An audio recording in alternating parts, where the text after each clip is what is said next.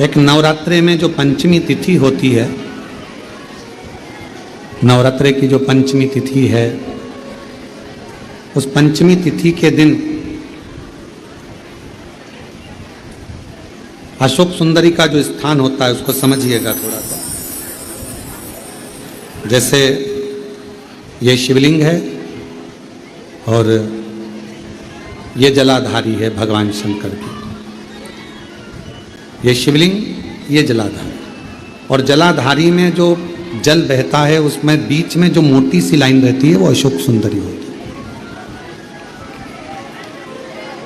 जैसे कई बेटे हैं, बेटियां हैं, कोई व्यक्ति व्यापार चालू कर रहा है, कोई व्यक्ति अपना नया भवन निर्माण कर रहा है, नए भवन में जा रहा है, या कुछ अच्छी दुकान खोलना चाह रहा है, कोई अपने लक्ष्य पर पहुंचना चाहता है और पहुंच नहीं पा रहा। तो जो शारदीय नवरात्रे आते हैं, इस शारदीय नवरात्रे में जो मां आद्यशक्ति की पूजन की जो पंचमी तिथि होती है, इस पंचमी तिथि पर अशोक सुंदरी वाली जगह पर, जो अशोक सुंदरी का स्थान है, वहां पर लाल पुष्प एक समर्पित करें। जो जलाधारी है, मां पार्वती, जगत जननी, जगदम्बा, अम्बा, भवानी मैया, दुर्गा का हस्त कमल, इस पर 7 जगह पर कहीं पर भी लाल चंदन की बिंदी 7 स्थान पर कहीं पर भी रखें, और 1 लोटा जल शिव जी को पंचमी के दिन, नवरात्रि की, शारदीय नवरात्रि की पंचमी के दिन कामना करते हुए उत्तर की ओर मुख कर कर, अर्थात यहाँ बैठते हुए शिव जी पर जल चढ़ाना प्रारंभ करें और अपने मन की कामना कहकर बाबा के पास में जो लाल पुष्प समर्पित करा है, उस पुष्प को अशोक सुंदरी वाली जगह से वापिस लेकर आ जाए। जिस लक्ष्य को आप पाना चाहते हो, अच्छी पढ़ाई कर रहे हो, खूब अध्ययन कर रहे हो, खूब मेहनत कर रहे हो, खूब पढ़ो, कोई दुकान खोल रहे हो, व्यापार चालू कर रहे हो, कोई नया कार्य चालू कर रहे हो, उस पुष्प को अपने स्पर्श कर कर या उस पुष्प का दर्शन कर कर आप एक बार जाकर देखो, आपको उस मंजिल तक मां आद्यशक्ति दुर्गा भवानी शिव पहुंचा कर शंकर दे। और एक निवेदन करूं आप लोगों से कि बन सके दुर्गा सप्तशती का पाठ अगर करते हो या दुर्गा सप्तशती को आप पढ़ते हो तो हिंदी का उसमें नीचे लेख आते रहते हैं, बहुत सारे वर्णन आते हैं, उसका भी पढ़ेंगे तो उसमें बहुत सारी बातें आपको बहुत अच्छी अच्छी, देवी भागवत में, दुर्गा सप्तशती में, इनमें बहुत सुंदर सुंदर कल्याण का, यदि गीता प्रेस गोरखपुर से जो कल्याण निकलती है, उस कल्याण का यदि देवी अंक अगर आप पढ़ेंगे माता दुर्गा भवानी पर, बड़ा सुंदर, उसमें भी बहुत सी चीजें, मां आद्यशक्ति की आराधना की, साधना की, पूजन की पद्धति बहुत सुंदर, उसका ध्यान करें। शिव से कुछ अगर भगवान शंकर की हम आराधना कर रहे हैं, भगवान शंकर से अगर हम कुछ पाना चाह रहे हैं, तो भगवान शिव की सबसे पहले उससे साधना करो, शिव को पहले अपना बनाओ। कितना सुंदर एक पत्र आया है, देखिए,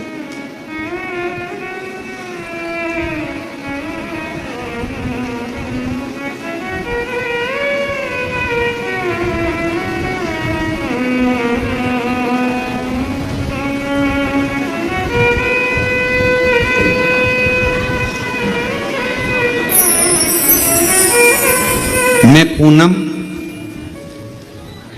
मेरे पति का नाम राकेश कुमार, हम गांव पाडला, जिला कैथल, हरियाणा के निवासी हैं।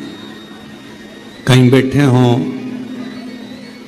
तो पानी बंद होने के बाद पीछे से आकर बेलपत्र ले सकते हैं। मैं पूनम, मेरे पति का नाम राकेश कुमार,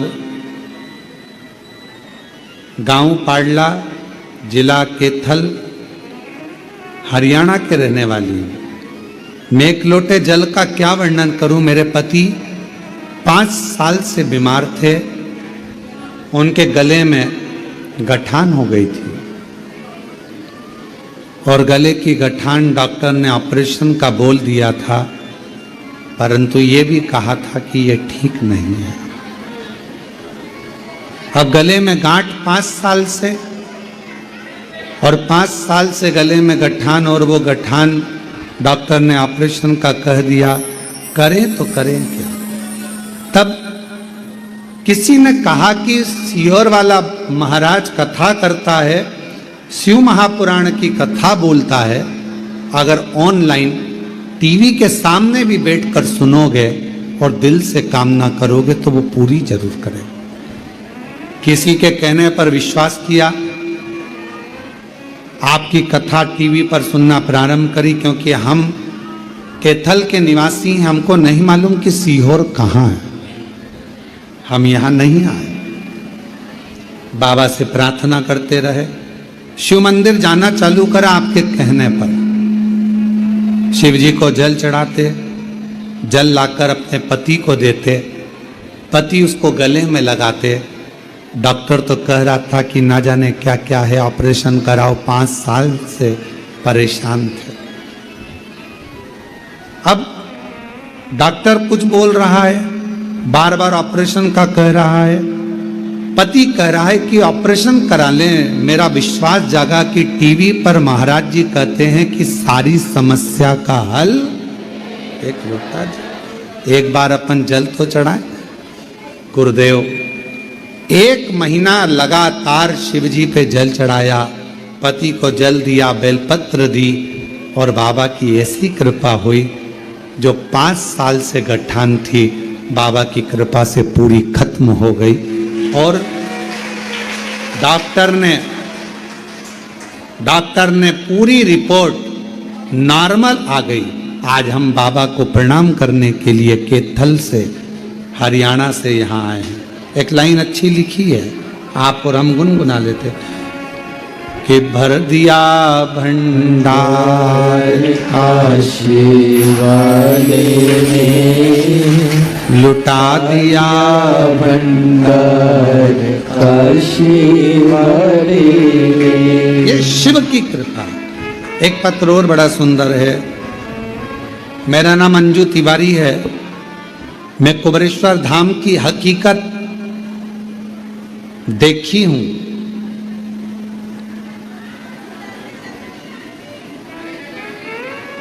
मेरा नाम अंजू तिवारी है। मैं कुबरेश्वर धाम की हकीकत देखी हूं। कहीं बैठी हो अंजू जी तिवारी तो पीछे से आकर एक बेलपत्र ले सकती हैं। पीछे से आकर एक बेलपत्र ले।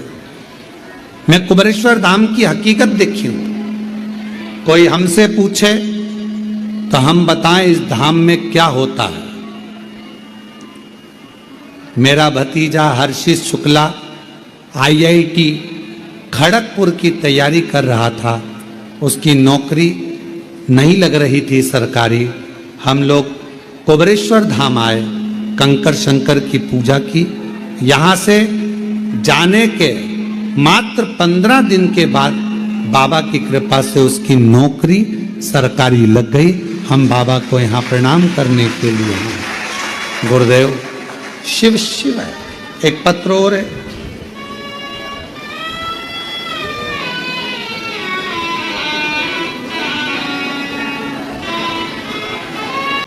मां जगतजननी की आराधना 4 बार 4 नवरात्र के रूप में क्यों होती है?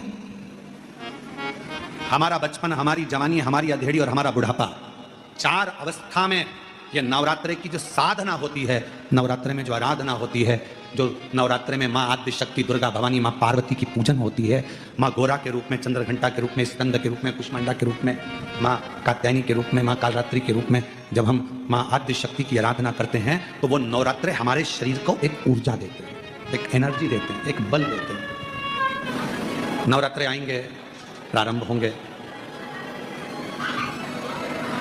उस नवरात्र में अब की बार तो नवरात्र 10 दिन के हैं। आप सभी को बहुत बहुत बधाई हो। कहते हैं नवरात्रे जब बढ़कर आते हैं, 9 दिन से अगर 10वें दिन नवरात्रे बढ़ जाते हैं, नवरात्रे अगर 1 दिन भी बढ़कर आते हैं तो माँ जगतजननी की आराधना करने वाले, साधना करने वाले भक्तों को जितना फल नवरात्रे का प्राप्त होता है वो 10 गुना फल नवरात्रे में प्राप्त होता है। अगर नवरात्रे एक दिन बढ़ जाएं, 10 दिन के नवरात्रे हैं आपकी बात।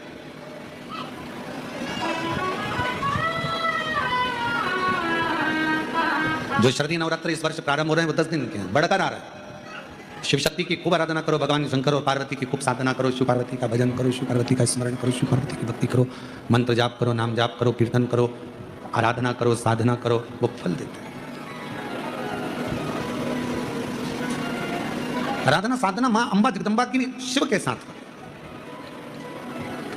शारदीय नवरात्रि में हम जगतजननी जगदंबा की जब स्थापना करते हैं तो हम कलश की स्थापना क्यों करते हैं? आज शिव महापुराण में शुरुआत में अपन शिव और पार्वती की यही संवाद को लेकर चलते हैं। आखिर कलश में ऐसा क्या है?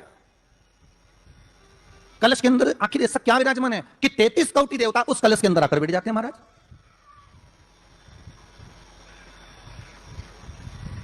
आप कोई यज्ञ करने जा रहे हो, आप कोई पोथी पुराण करने जा रहे हो, आप कोई अच्छा कार्य करने जा रहे हो, तो ब्राह्मण देवता कहते थे कलश की स्थापना होगी, कलश की शोभा यात्रा निकलेगी, कलश यात्रा निकलेगी, कलश विराजमान होगा। और आज महत्वता क्यों है? उस कुंभ की, उस घड़े की महत्वता कहां से प्रकट हो गई? शिव महापुराण की कथा कहती है महाराज, भगवान औघड़दानी शंकर स्वयं आद्य शक्ति जगदंबा से कहते हैं कि जगदंबा तू क्या चाहती है बोल। तो जगतजननी जगदंबा कहती है कि जहां मैं हूं वहां शंकर है, ये आपने कह दिया, पर जहां शंकर है वहां पार्वती का होना जरूरी है। उसके लिए सिद्ध करने के लिए एक स्थान ऐसा बनाया जाए जहां पर शंकर विराजमान है और शंकर के साथ पार्वती विराजमान है। तो शिव जी ने कहा, पार्वती उसके लिए मैं तुझे एक सुंदर कलश का निर्माण कर देता हूं।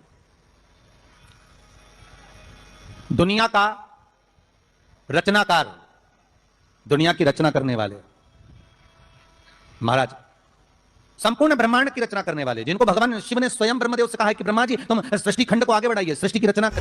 ब्रह्मा जी कर रहे हैं, नाथ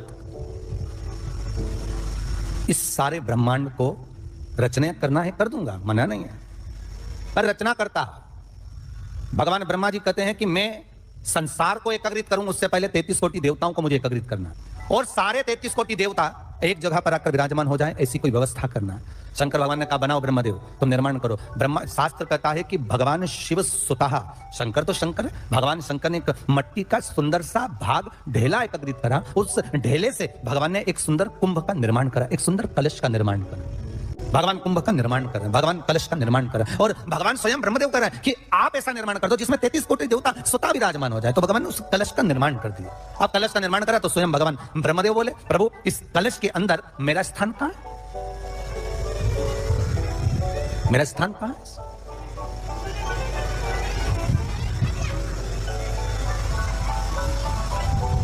बहुत ध्यान देना महाराज, कलश का जो मुख होता है उस मुख पर भगवान विष्णु का स्थान होता है। किसका स्थान है? भगवान विष्णु का। थोड़ा सा नीचे आओगे, जहां से कलश का मुख दबा हुआ होता है, वह जगह भगवान स्वयं शिव की होती है। किसकी जगह है? भगवान शंकर की। कलश का अग्रभाग, नीचे का भाग जहां से फैला हुआ होता है, वहां ब्रह्मा का आधिपत्य स्थापित होता है। फिर कलश का जो नीचे का भाग होता है वो भगवान शिव और शक्ति का स्थान होता है। कलश के बाहरी भाग में, जहां पर बाहर का हिस्सा होता है, उस कलश के बाहरी भाग में 33 कोटि देवताओं को भगवान शंकर ने लाकर विराजमान किया होता है। महाराज भगवान शंकर 33 कोटि देवताओं को निमंत्रण देकर उस कलश में विराजमान कर दिया। कितना सुंदर लिखा है देवी भागवत के अंदर कि जहां कलश की स्थापना होती है उस जगह पर किसी देवताओं को बुलाने की जरूरत नहीं होती। 33 कोटि देवता उस जगह पर स्वतः विराजमान हो जाते हैं। स्वयं 33 कोटि देवता स्वयं वहां विराजमान। अब कलश मेरा प्रतिबिंब है, ये तो कहा।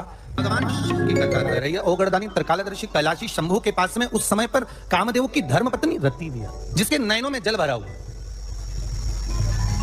शिवजी ने पूछा, बोलो रति, आप और यहां जब आपका पति जलकर भस्म हुआ तो हमने वर दिया था आपके पति को कि ये भगवान कृष्ण का पुत्र बनकर मिलेगा आपको, फिर क्यों आप यहां पर आई हो? क्या हो गया ऐसा? प्रभु बात इतनी सी है कि मेरा पति जब आपके नेत्रों की ज्वाला द्वारा जलकर भस्म हो रहा था, उस समय पर वो आम के पेड़ पर बैठा हुआ था। आम के पेड़ पर मेरा पति बैठा हुआ था, उसके चक्कर में वो आम का पेड़ भी जला। तो वो आम का पेड़ जो जला, उसने मुझसे कहा है कि पति का तो उद्धार हो गया, पर हमारा उद्धार कैसे? अब देखिए कई लोग कहते हैं प्रश्न करने वाले पीछे नहीं हटते महाराज, बहुत प्रश्न करते हैं और प्रश्न कर पूछते हैं गुरुजी ये कलश के ऊपर आम के पत्ते क्यों लगते हैं, उसका उत्तर नहीं है। ध्यान दीजिए, प्रश्न बहुत है तो उसके उत्तर भी बहुत है, बस उसको समझने वाला चाहिए। और आप लोगों को तो आज बहुत बहुत भगवान ने कृपा करी है जो आप पहले दिन ही कलश स्थापना होती है और पहले दिन आपको ये ज्ञान हो जाए कि बच्चे पूछे कि कलश क्यों रखा जाता है, कलश के ऊपर आम के पत्ते क्यों लगाए जाते हैं, कलश के ऊपर नरियल क्यों रखा जाता है, कलश के ऊपर 9 बार मोली क्यों बांधी जाती है, मोली मतलब अच्छा नाड़ा 9 बार क्यों लपेटा जाता है नरियल के ऊपर, कलश के ऊपर जब कलश के ऊपर जब जब श्रीफल रखाता है, नारियल रखाता है तो उस पर 5 बार 7 बार मोली नहीं लपेटी जाएगी, तो 9 ही बार लपेटी जाएगी। 5 या 7 बार लपेटते हैं तो कहते हैं कि लक्ष्मी की छिन्नता होती है, और वो 9 बार लपेटी जाती है तो भरपूर लक्ष्मी का भंडार। भगवान बोले अब आप आई हो रती, ठीक है मांगो क्या चाहिए, बस इतनी कृपा कर दीजिए कि आम के वृक्ष का भी उद्धार कर दो।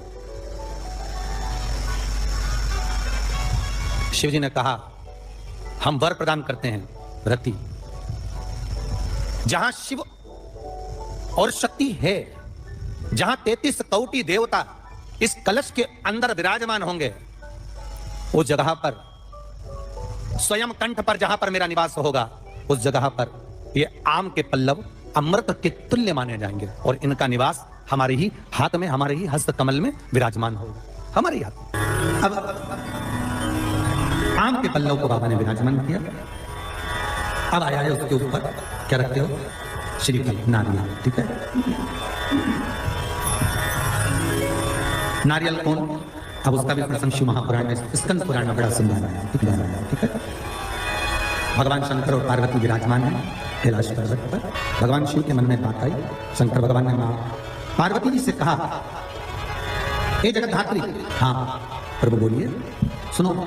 तो देवी भागवत में आता है कि जिस जगह पर शंकर भगवान ने पार्वती से एक बात कही कि हमारा मन है कि हम दोनों बालकों की परीक्षा लें, और पार्वती जी ने जब भगवान शिव से कहा कि बच्चों की परीक्षा करें, संतान आपकी है और इनकी परीक्षा हम क्यों लें, किस आप मत करो परीक्षा, मत करो। शिव तो शिव थे, बुला लिया कार्तिकेय को, गणेश जी को बुलाकर कहा, बुलाकर बोले जो पृथ्वी की परिक्रमा पहले कर कर आए वो प्रथम गिनती में पूजा जाएगा, प्रथम भाग उसको पूज्य होती है, ठीक है, जाओ परिक्रमा कर कर। अब गणेश जी महाराज बैठ गए चूहे पर, कार्तिकेय बैठ गए मोर पर। कार्तिकेय घर के बड़े थे, उनको ये बात ध्यान नहीं, उनको ये बात का ज्ञान था। तो कार्तिकेय जी ने कहा अगर माता पिता का कहना नहीं मानेंगे तो अच्छा नहीं लगेगा, तो कार्तिकेय जी तुरंत मोर पर चढ़कर और परिक्रमा करने निकल गए। अब गणेश जी तो चूहे को बुलाए, फिर चूहा वग गया, फिर पकड़ के लाए, फिर चूहा वग गया। अब उन्होंने चूहे पर बैठ गए, बैठकर जैसे चले शंकर जी के पास में, तो शिव जी को प्रणाम कर कहा पिताजी परिक्रमा करने जा रहा हूं। शंकर बोले जा, अब इनको क्या मालूम था कि यहीं लगा लेगा। गणेश जी से पूछा कि तुमको भेजा था कि तुम पृथ्वी की परिक्रमा करने जाओ, तो तुम ये क्या कर रहे हो। गणेश जी बोले पिताजी शांत रहिए और परिक्रमा लगाने दीजिए। और परिक्रमा लगाई गणेश जी महाराज ने, एक नहीं 3, और 3 परिक्रमा लगा के सामने खड़े हो गए। पिताजी वर दीजिए। पिताजी ने पूछा काय का वर, पृथ्वी की परिक्रमा करके आए। शंकर भगवान बोले बता मेरे आजू बाजू घूम लिया, पृथ्वी की परिक्रमा कर परिक्रमा लगा कर आकर खड़े होकर के आशीर्वाद दे। तो पूछा आशीर्वाद क्यों, तो कहा प्रभु हमने परिक्रमा करी। तो शंकर भगवान बोले आजू बाजू घूम लिया और परिक्रमा करना, इसको कोई परिक्रमा करना। गणेश जी बोले और नहीं तो माता पिता में आकाश, माता पिता में पताल, माता पिता में पृथ्वी, सब तो माता पिता में और सब माता पिता में, इसलिए आपकी लगा सबकी हो गई। शंकर जी खुश हो गए, शंकर जी ने आशीर्वाद दे दिया। अच्छा तो शंकर भगवान ने तुरंत खबर दे दिया प्रथम गिनती में तुम गिने जाओगे तथास्तु। पार्वती जी को मालूम नहीं पड़ा कि कब वर दे दी, तो पार्वती जी तो खड़ी हो जाए। अब आ गए कार्तिक ने आकर कहा दंडवत करता हूं पिता, प्रणाम, हम तुम्हें देवताओं की सेना के सेनापति बनाते हैं। कार्तिकेय की आंख से अश्रु बहे। देवताओं की सेना के सेनापति, क्या मैं प्रथम गिनती में नहीं आऊंगा? नहीं, क्यों? गणेश जी ने प्रथम गिनती में आ गए। गणेश जी ने परिक्रमा कर ली, किसकी करी? हमारी। पिताजी आपने कहा था पृथ्वी की परिक्रमा कर जो आएगा प्रथम गिनती में गिना जाएगा, तो पहली परिक्रमा पृथ्वी की तुमने नहीं करी, तो गणेश ने नहीं। पार्वती जी उड़ रही, क्या बात है कार्तिकेय? कार्तिकेय ने कहा मां पिताजी ने गलत निर्णय दे दिया। क्या गलत निर्णय दिया? गणेश जी को प्रथम गिनती में दे दिया और मैं परिक्रमा कर कर आया। सारी बात मालूम पड़ गई कि गणेश जी ने चूहे पर बैठकर शंकर पार्वती की परिक्रमा करी, ये हुआ वो हुआ, सब मालूम पड़ गया। पार्वती मैया की आंख में से आंसू बहने लगा।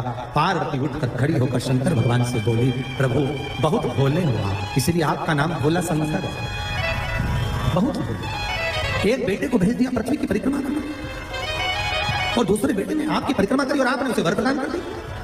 इतने भोले पुत्रों में भेद कर जगत जननी मां पार्वती खड़ी हो गई। पार्वती जी ने कहा, यह आपने श्रेष्ठ नहीं किया। पार्वती जी बोली, मुझे अच्छा नहीं लगा आपने निर्णय जो दिया। क्या चाहती हो पार्वती? पार्वती जी कहती हैं, आज मुझे एक वर देना पड़ेगा। बोलिए क्या वर चाहिए? भोलेनाथ, मुझे वर ये चाहिए कि आज के बाद आपकी कोई परिक्रमा ही नहीं होगी। मुझे वर दे दो कि शंकर की परिक्रमा कभी नहीं होगी, शिव की परिक्रमा का विधान नहीं होगा। शंकर भगवान ने पार्वती को तथास्तु कर दिया। आज के बाद शंकर के मंदिर में शिवलिंग की कोई परिक्रमा नहीं करेगा। कभी आपने करते हुए देखा किसी को? नहीं। शंकर की परिक्रमा होगी तो आधी यहां से चालू होगी, वहां तक जाओगे, फिर वापस आगे। यहां तक शिव महापुराण की कथा कहती है कि शंकर की आरती के बाद जो परिक्रमा भी होती है ना, वो भी पूरी नहीं करना चाहिए, आधी कर वापस हो जाना चाहिए। शिव की आरती कर, कई लोग शंकर जी की आरती उतारने के बाद जो परिक्रमा करते हैं ना, आरती की थाली लेकर चारों तरफ घूमते हैं, उसको भी आधा घूमो और आधे में वापस शिव परिक्रमा करो। वर दीजिए आप वर प्रदान करो, हमें वर दे दो। पार्वती, मैं तुझे वर देता हूं, शिव की परिक्रमा कोई नहीं करेगा। और अगर शंकर की परिक्रमा कोई भूल से भी करेगा तो उसको दोष लगेगा, उसका पुण्य छिन्न। इसलिए शंकर की परिक्रमा लोग नहीं करते, क्योंकि उन्होंने जो दान करा, पुण्य करा, सत्कर्म करा, भजन करा, कीर्तन करा, उसका पुण्य धीरे धीरे धीरे धीरे समाप्त होते चले जाता है, उस पुण्य की क्षीणता होती चली जाती है।